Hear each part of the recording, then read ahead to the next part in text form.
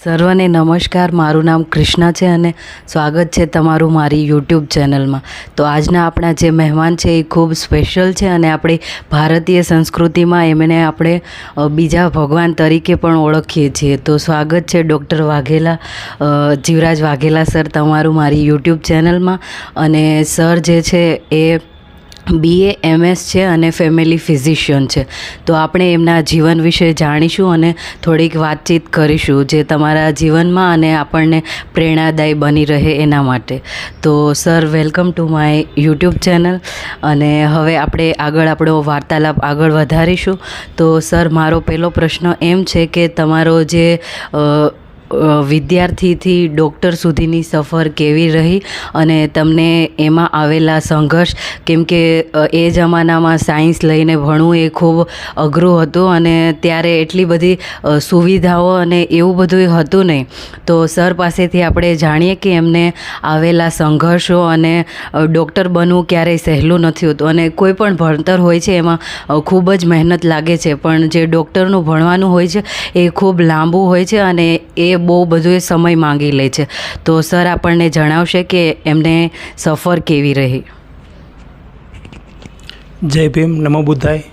મારું નામ છે ડૉક્ટર જીવરાજ પી વાઘેલા. મારું ગામ છે નેસડી, તાલુકો સાવરકુંડલા, જિલ્લો અમરેલી. મેં શરૂઆતમાં જ્યારે ભણવાનું ચાલુ કર્યું અમારા સાવરકુંડલામાં કે હાઈસ્કૂલમાં 12મું કર્યું અને 10મું મેં જય મોદી હાઈસ્કૂલમાં કર્યું હતું.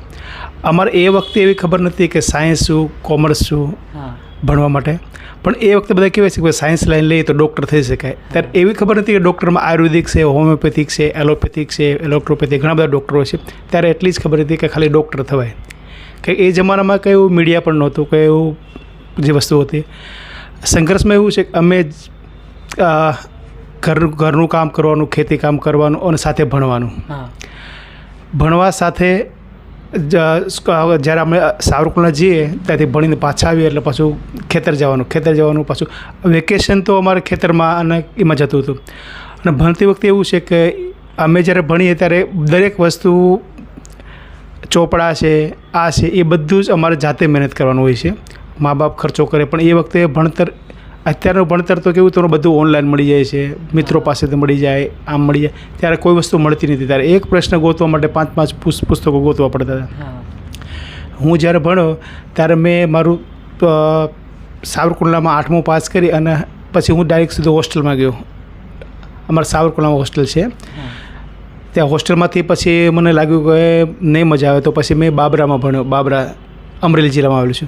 ત્યાં મેં 10મું કર્યું. 10મામાં ત્યારે એ લોકો એવું હતું કે ભાઈ 10મામાંથી મારે સાયન્સ હતું. એ વખતે 10મું, 11મું, 12મું, અત્યારમાં તો 12મું સાયન્સ છે, ત્યારે 10મામાં સાયન્સ હતું. ત્યારે એ લોકો એમ કહેતા કે ભાઈ છોકરાઓ, તમે જે નીચી કાસ્ટના છોકરાઓ એ કંઈ સાયન્સ કરી નાખે કે એની કેપેસિટી ના હોય. એટલે લોકોએ મને લાસ્ટ સુધી મને કોમર્સમાં બેસાડ્યો. હું લાસ્ટ એમાં ડિસેમ્બર મહિનામાં મેં પછી ઘરે માથાકૂટ કે મારે ભણવું જ નથી, મારે ભણવું તો સાયન્સ ભણવું છે ને કામ આમ મજા નથી. પછી એ ત્યાં સ્કૂલમાં આવે, કીધું કે ભાઈ ભલે અમારો છોકરો નાપાસ થશે ને કંઈ વાંધો નહીં, તો સાયન્સમાં ભણાવો. પછી મેં એ 10મું ત્યાં બાબરામાંથી પાસ કર્યું સાયન્સમાં. ત્યાર પછી મને ત્યાં નહીં ફાવ્યું એટલે પછી પાછું આવ્યું સાવરકુંડલામાં કે જય મોદી હાઈસ્કૂલમાં 11મામાં એડમિશન લીધું. ત્યાં ભણી અને અમારે ત્યાં હોસ્ટેલમાં એડમિશન લીધું. હોસ્ટેલમાં ભણ્યો. ત્યાં પણ ઘણા બધા કડવા અનુભવ થયા કે જે ભણતી વખતે તકલીફ પડતી હોય છે. બહારથી બીજા પાસેથી પુસ્તક માંગવાના, આપણી પાસે કેપેસિટી. એ વખતે રાજકોટથી મેગેનીઝ મોડર્ન મેગેનીઝ એ લોકો મંગાવતા. અમે એટલે બીજા પાસેથી મંગાવીને અમે વાંચતા. મને તો એક ડૉક્ટર પ્રફુલભાઈ શાહ, એણે ઘણી બધી મદદ કરેલી મને, કે જે દર મહિને એ લોકો મને 500 રૂપિયા આપતા ભણવા માટે. હોસ્ટેલમાં રહેતા. ત્યાર પછી મેં કેમાં એડમિશન લીધું 11-12મું. એ વખતે જ્યારે હું પાસ થયો ત્યારે અમારા સાવરકુંડલા જિલ્લામાં અમે 3 જ જણા પાસ થયા હતા. 2 છોકરી હતી, એક કૃષ્ણા હતી અને એક લંગાળી હિના હતી અને હું જેપી. અમે પાસ થયા ત્યારે હું ખૂબ ખુશ હતો કે વાંધો નહીં, હવે મને મેડિકલમાં એડમિશન મળી જશે. પણ અમે ત્યારે બધા, અમારે ત્યારે ગામડાઓમાં કપાસની ખેતી, એટલે કપાસ મને જતા રહેતા કે વેકેશન પૂરું જવાનું. ત્યારે મારે ઘરે ઇન્ટરવ્યૂ આવે એટલે અમારા ગામડામાં ઇન્ટરવ્યૂ એ લોકો નાખીને જતા રહે. પછી મેં વિચાર્યું કે હવે શું કરવું. પછી હું પાસ થઈ ગયો એટલે મેં સીધું એડમિશન લીધું ભાવનગરમાં BScમાં એડમિશન લીધું. અને એ વખતે મને અંબાલાથી MBBSનું એન્ટ્રી આવેલું. MBBS માટે એ વખતે અંબાલામાં તોફાન ચાલતું હતું 90માં. એટલે મને ઘરેથી ત્યાં મોકલો નહીં. પછી મને આયુર્વેદિકનું ઇન્ટરવ્યૂ આવ્યું ભાવનગર, આપણે ગુજરાતમાંથી. એટલે મને પછી એ લોકો કોલેજ ચોઈસ કરાવી. એટલે મેં સૌથી પહેલાં વડોદરા ચોઈસ કરી હતી કોલેજ. એ ભણ્યો. વડોદરામાં પણ એટલું બધું સંઘર્ષ કરવો પડ્યો કે જાતે બધું જ મેનેજ કરવું પડતું, હોસ્ટેલમાં રહેવું, ખાવું પીવું. ત્યાર પછી મેં ડિગ્રી લીધી. ત્યાર પછી મેં જોયું અહીં એક મારા મિત્રનું ક્લિનિક ચાલતું હતું, એટલે ક્લિનિકમાં જ હું સેટ થઈ ગયો અને ત્યાં મેં ક્લિનિક ખોલ્યું. એટલે વડોદરામાં સેટ થયો. વડોદરામાં સેટ થયા પછી પણ એટલો સંઘર્ષ કરવો કે એ વખતે ડેમોલેશન ચાલતું હતું. એટલે મારું ક્લિનિક તોડી નાખ્યું. એટલે અમે એ જ ટાઈમે 90માં 1990માં મારું મેરેજ નક્કી થયું. એટલે મેં એક બાજુ ડેમોલેશન ચાલે, મેં 99માં એટલે 97માં પૂરું કર્યું અને 2 વર્ષ પ્રેક્ટિસ કરી વડોદરામાં અને ડેમોલેશન આવ્યું એટલે મારું દવાખાનું તૂટી ગયું. એટલે અમે પાછા મારા મિત્રને ત્યાં સુરત ગયા. એક બાજુ મારું મેરેજ થઈ ગયેલું 99માં. એટલે સુરત ગયા. સુરતમાં પણ ખૂબ સંઘર્ષ કર્યો, અશક્ત આશ્રમમાં જોબ કરી. પછી બીજી મને પ્રાઇવેટ ઘણી જગ્યાએ મેં ટ્રાન્સફર, મારી મિસિસે ઘણી બધી મદદ કરી. એ ટીચર તરીકે ત્યાં એણે હેલ્પ કરી, પણ ત્યાં બરાબર કાસ્ટિઝમ થોડું નડ્યું, આ બધું નડ્યું. એટલે પછી ત્યાં એક અમારા મિત્ર હતા બ્રાહ્મણ, શ્રીરામનગર સોસાયટીમાં રહેતા. એમણે કીધું પાછા તમે વડોદરા જતા રહો, તમારા માટે ત્યાં સારું છે. એટલે અહીંયા મારા એક મિત્ર હતા ડૉક્ટર પારસ્કર, અરવિંદ પારસ્કર, એમને ત્યાં અમે આવ્યા. એમણે ઘણી બધી મને હેલ્પ કરી. એના ઘરે ગયા અમે. વડોદરાની બાજુમાં પાદરા તાલુકામાં જલાલપુરા કરીને ગામ છે, ત્યાં હું 3 મહિના એમને ત્યાં રોકાણો. અને મારી મિસિસ ત્યારે પ્રેગ્નેન્ટ, ત્યાર પછી એમને ઘરે મોકલી દીધા. ત્યાર પછી મેં વડોદરામાં ઘણી જગ્યાઓ જોઈ. ત્યાર પછી મને ગોત્રી પસંદ આવ્યું. ગોત્રી ઝૂંપડપટ્ટીમાં અમે રહ્યા. ઝૂંપડપટ્ટીમાં પણ એટલો સંઘર્ષ કરો કે લોકો અમને જોવા આવે કે ભાઈ ડૉક્ટર કોણ આવ્યા છે, ઝૂંપડપટ્ટી કેવી રીતે છે, લોકો અમને હસે કે ડૉક્ટર શું કરો છો. એ સંઘર્ષ કરતાં પછી મને ઘણા બધા અનુભવ થયા. ત્યાર પછી મેં ગોત્રીમાં દવાખાનું રોડ પર ચાલુ કર્યું. ત્યારથી અત્યાર સુધીમાં અમે ધીરે ધીરે પ્રગતિ કરતાં અત્યારે મારો એક મોટો બાબુ છે જયકૃત વાઘેલા, એ અત્યારે MBBS એને ક્લિયર પૂરું કર્યું અને અમે અહીંયા સુધી પહોંચ્યા છીએ. તો કોઈ પણ જે વ્યક્તિ હોય છે એની શરૂઆત હોય છે ત્યારથી અને જ્યાં સુધી એમની સફળતા અને એમનો જે ગોલ પૂરો ના થાય ત્યાં સુધી એમને ઘણો સંઘર્ષ કરવો પડે છે. અને જ્યારે આપણે એક અલગથી અહીંયા આપણે ઇન્ડિયામાં હજી પણ કાસ્ટિસિઝમ આવે છે, મતલબ ચાલે છે કે કોઈ એવા SC અને ST વાળા હોય છે એમને હંમેશા સંઘર્ષ કરવો પડે છે. તો સર છે એ ત્યાં એ સમયમાં હતા ત્યારે તો એમને પણ સંઘર્ષ કરવો પડ્યો. તો આપણે હવે સરને બીજો સવાલ એમ પૂછીએ કે સર અહીંયા વડોદરામાં જ એમનું ક્લિનિક છે, તો સર એક ફેમિલી ફિઝિશિયન છે. તો મારો પ્રશ્ન એમ છે કે ફેમિલી ફિઝિશિયન જે હોય છે એ શું હોય છે અને એમાં કેવા પ્રકારની સારવાર આપવામાં આવે છે? Thank you Krishnaben. આ ફેમિલી ફિઝિશિયનમાં એવું હોય છે કે ફેમિલી ફિઝિશિયન જે લોકોને મારે ત્યાં ટ્રીટમેન્ટ ચાલતી હોય એટલે પૂરા ફેમિલીને. એટલે એ લોકો એમ આવીને મને કહે કે મારા દાદી બીમાર છે. એમાં દાદી બીમાર એટલે ટોટલી ડેટા મારા મગજમાં ફિટ થઈ જાય કે એને દાદીને TB છે, BP છે, ડાયાબિટીસ છે. એ મને આખી જ હિસ્ટ્રી મને ખબર પડી જાય. એટલે આવીને કે મારા દાદીને તાવ આવે છે એટલે મને ખ્યાલ આવી જાય કે મારે એમને કઈ દવા આપવાની છે, ફેમિલીમાં કેટલા જણા છે, કુશું છે, એ આખો જ અમને ડેટા પૂરો હોય. એટલે એ લોકોને અમારે વધારે પડતી અમારે જોવાની જરૂર ના પડે. અને એ લોકોને એટલા બધા લાગણી હોય કે એ લોકો ખાલી અમને ફોન કરે તો અમને આખી હિસ્ટ્રી ખબર પડી જાય. એ લોકો અમને ઘર જેવું જ માનતા હોય કે અમારા ફેમિલી જેવા ડૉક્ટર છે. ક્યાંય પણ લખાવે તો ડૉક્ટર વાઘેલા તે કે અમારી ફેમિલીમાં હોય. એટલે એને ફેમિલી ફિઝિશિયન કહેવામાં આવે છે. અને ત્યાં સાથે કે એ લોકો અમને અમારા પર એટલો બધો વિશ્વાસ મૂકતા હોય કે ગમે ત્યારે રાત્રે 1 વાગે ફોન કરે, 2 અચકાતા નથી હોતા, ડાયરેક્ટ અમને સીધી વાત કરી દે કે ડૉક્ટરમાં આવા પ્રોબ્લેમ હોય છે, કે ઘરેલું જેવું રિલેશન એમ. એને ફેમિલી ફિઝિશિયન કહેવામાં આવે છે. અત્યારે ગોત્રીમાં મેં મારા મિસિસ ઉષા વાઘેલા અમે અત્યારે કેટલા વખતથી એરાઉન્ડ 5 વર્ષથી એર લોબિંગ ચાલુ કર્યું છે, જે કાનના ટાંકા લેવામાં આવે છે. ટાંકા વગરનું કાન કરવાનું, જે ટાંકા લેવામાં આવતા નથી, સીધું મેં સોલ્યુશનથી લગાવીએ છીએ, એને એર લોબિંગ કહેવામાં આવે છે. એ 5 વર્ષથી અમને ઘણો બધો એમાં સપોર્ટ મળે છે.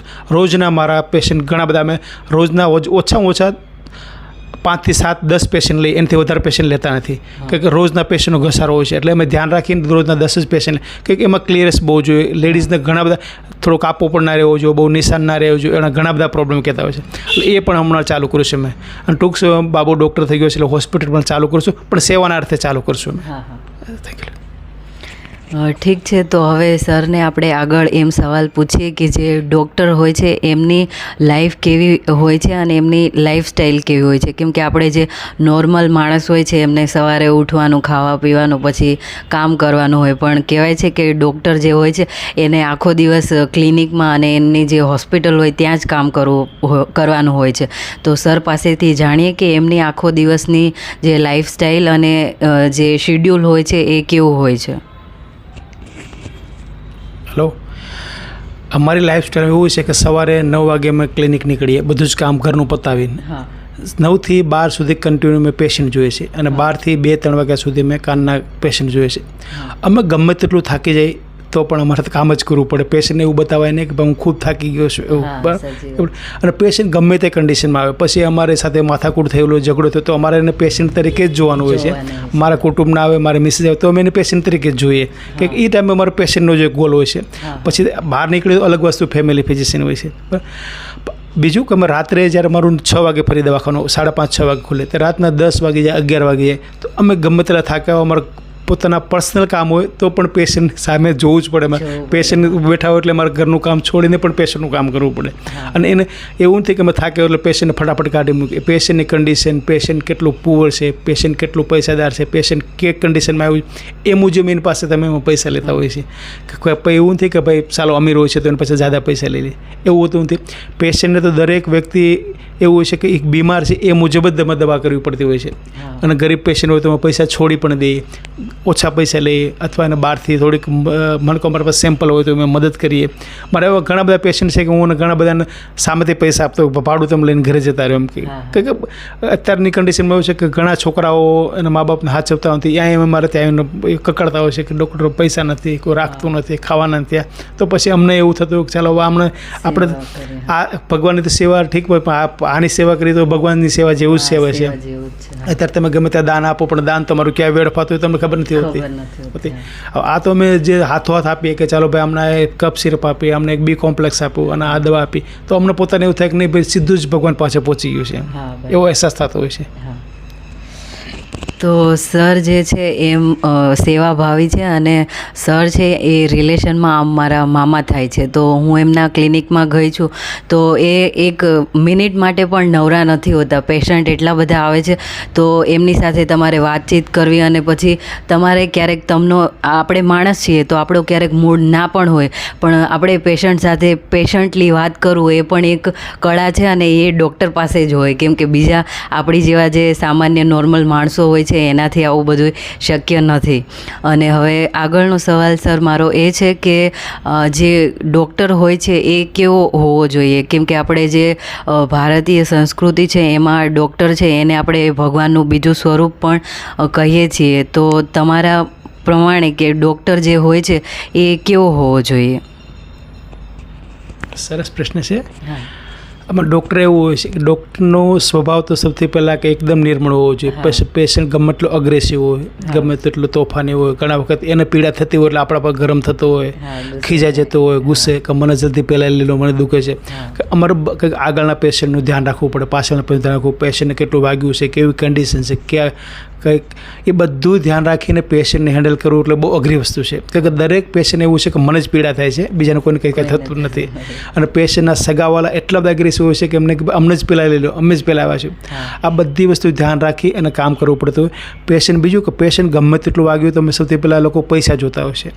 આમાં પૈસા તમે જોવા જાઓ તો પછી ચાલો પર આટલી ડિપોઝિટ આપો પછી તમારે દવા કરી. અમે એવું કરતા નથી કે પેશન્ટ પાછું ખબર છે એકવાર ટ્રીટમેન્ટ કર્યા પછી તો પૈસા આપશે ઓછા વધારે, પણ તમે તાત્કાલિક ટ્રીટમેન્ટ કરો તો એને ઘણો બધો આમ થાય કે નહીં ભાઈ સાહેબે મારું સરસ કામ કર્યું એમ. પણ તમે ડાયરેક્ટ એના પર ગુસ્સે થઈ જાઓ, આમ કરો તો પેશન્ટ કે પેશન્ટ તો પેશન્ટ જ છે, કેમ કે એને વાગ્યું છે, એને દર્દ થાય છે, એ તમને એ ટાઈમે તમને કશું જ નથી કહેવાનું, તમે જે બોલો સહન કરી લેવાનું છે.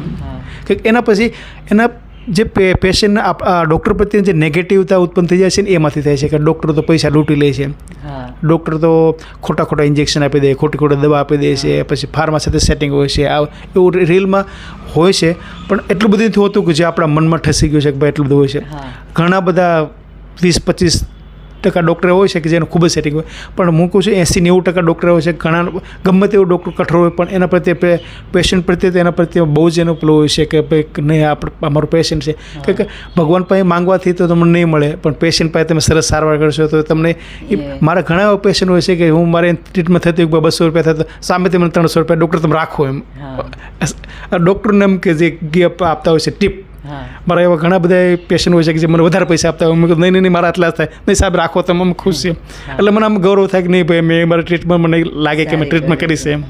એટલે તો સરે આપણને કીધું કે ડૉક્ટર જે હોય છે એ બધાય કાંઈ લાલચી હોતા નથી, પણ આપણા મનમાં અને જે આપણી ફિલ્મો છે એમાં એવું બતાવ્યું છે તો આપણને બધાને એવું લાગે કે એવું જ હોય છે. પણ અમુક જે મામા જેવા સારા ડૉક્ટર હોય છે એ એવું વિચારતા નથી અને એ ઉપરથી એમને હેલ્પ કરે છે. તો હંમેશા આપણે જે વાતો કીધેલી હોય છે એને આપણે મિથ એ આપણે આપણા મગજમાં નહીં રાખવા જોઈએ અને એમના માટે આપણે સારી લાગણી રાખવી જોઈએ, કેમ કે એ એક સેવક છે તો એના માટે આપણે રિસ્પેક્ટ હોવી જોઈએ. અને ડૉક્ટર જે છે એ જ આપણને જ્યારે કંઈ પણ ઓપ્શન ના હોય ત્યારે ભગવાન છે એ પણ એ આપણને ના બચાવી શકે ત્યારે ડૉક્ટર જે હોય છે એ આપણને બચાવી શકે. તો એમના માટે તો આપણને ખૂબ રિસ્પેક્ટ અને સન્માન એમને આપવું જ જોઈએ. તો હવે લાસ્ટ મારો સવાલ એ છે કે આપણી આજની જે લાઈફસ્ટાઈલ છે એ ખૂબ ફાસ્ટ છે અને આપણે મતલબ ફાસ્ટ ફૂડ ને પછી આખો દિવસ અને આપણે રોજબરોજ એવું સાંભળતા હોઈએ છીએ કે 18 વર્ષનો 20 વર્ષનો છોકરો કે છોકરી છે એને હાર્ટ એટેક આવી ગયું છે, આવું થઈ ગયું છે, તેવું થઈ ગયું છે. તો સર મારે એમ પૂછવાનું છે કે મતલબ જે હેલ્ધી આપણી જે લાઈફસ્ટાઈલ રાખવા માટે તમારે શું સુઝાવ આપવા છે અને આ જે લાઈફસ્ટાઈલ હેલ્ધી રાખવા માટે અમારે બધાએ શું કરવું જોઈએ? સરસ પ્રશ્ન છે મેડમ. અત્યારના લોકો એમ કહે છે કે સમય બદલાઈ ગયો છે. રેલમાં સમય તો બદલાઈ ગયો, માણસ બદલાઈ ગયો છે. સમય તો એ જ કાળો કાળથી ચાલવાનો છે. દરેક વ્યક્તિને પોતાને શું અનુકૂળ આવે છે, શું ખાવું જોઈએ એ પોતાને વિચારવાનું છે. ચાલો ભાઈ મારે ફાસ્ટ ફૂડ મને કેટલું અનુકૂળ આવશે એટલું મારે ખાવું જોઈએ, મારામાં પાચન શક્તિ કેટલી છે, મારી પાચન થવાની કેપેસિટી મારામાં કેટલી છે, મારામાં તાકાત, એ બધું જ ધ્યાન રાખીને તમે ખાવા પીવાનું ધ્યાન આપો તો તમારા શરીરમાં કશું જ ના થાય. બીજું કે થોડી સવારમાં હલકી કસરત કરવી જોઈએ, બપોરે સવારે બરાબર ખાવું જોઈએ, બપોરે ઓછું ખાવું જોઈએ, સાંજે એનાથી ઓછું ખાવું જોઈએ, તમારે પ્રકૃતિ મુજબ તમને શું અનુકૂળ આવે એ ખાવું જોઈએ. બીજું તમે એ વસ્તુ તમે ધ્યાન રાખો તો તમારા શરીરમાં કશું જ થતું નથી, તમને રોગ પણ નહીં થાય.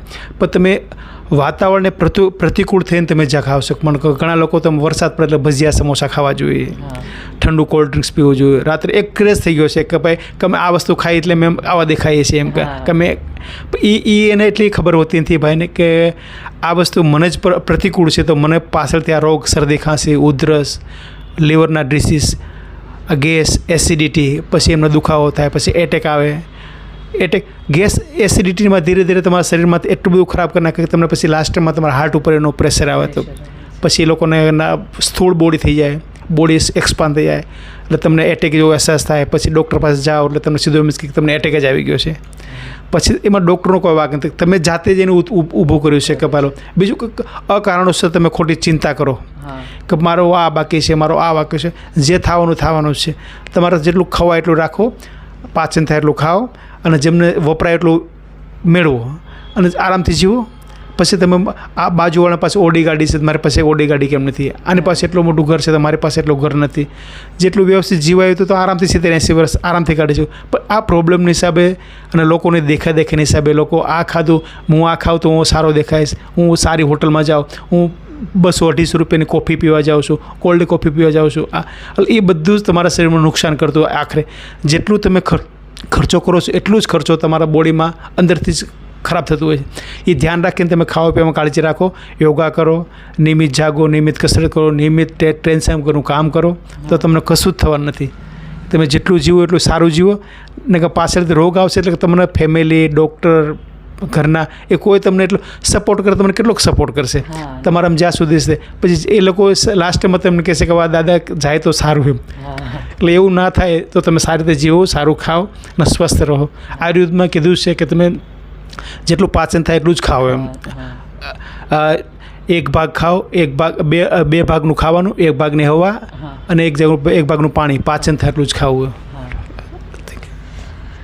તો સર સાથે ખૂબ રસપ્રદ આ વાર્તાલાપ રહ્યો અને ડૉક્ટર વાઘેલા સર તમારો ખૂબ ખૂબ આભાર કે તમે સમય કાઢીને આ ઇન્ટરવ્યૂ આપણે કર્યો અને તમે બધા પણ આ ઇન્ટરવ્યૂ છે એને લાસ્ટ સુધી જોજો અને કમેન્ટ્સ કરજો. મારી યુટ્યુબ ચેનલ છે એને સબસ્ક્રાઈબ કરજો અને થેન્ક યુ.